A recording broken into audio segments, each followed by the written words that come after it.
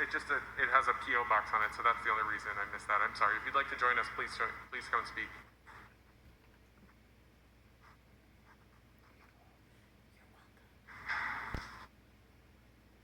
Good evening. I would actually like to request that I receive a reasonable accommodation.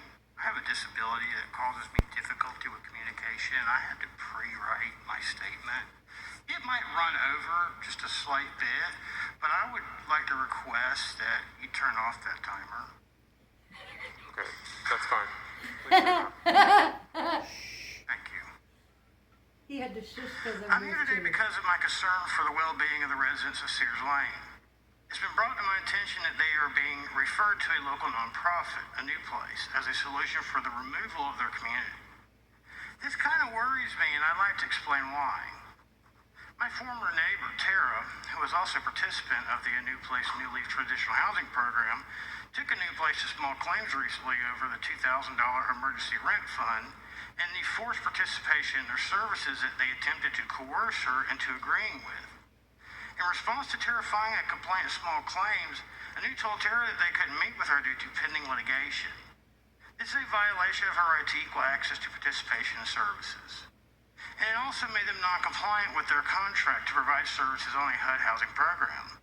When she received the response from their lawyer, it stated that she had forfeited her participation in their program. This was incorrect. And the executive director for Renew admitted in court that it was actually the opposite, that they actually denied her services.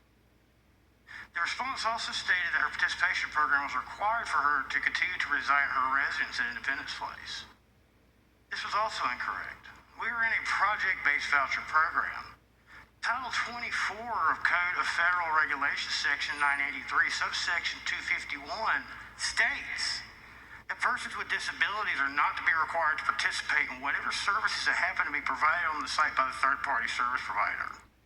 And it states that service as participation cannot be a requirement to acquire housing or to continue to receive housing.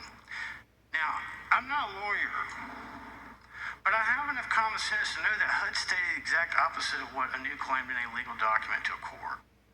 That seems pretty serious to me. Why do I know so much more about the federal HUD codes for my housing voucher than the contract service provider does? Shouldn't it be the other way around?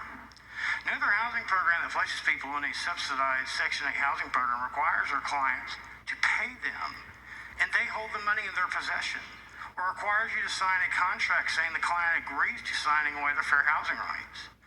Why don't other housing service providers do this? Because they can't. It's fraud to do that, period. This outcome doesn't help the people of Sears Lane. I'm sure a lot of people at Sears Lane have already gone through the new experience.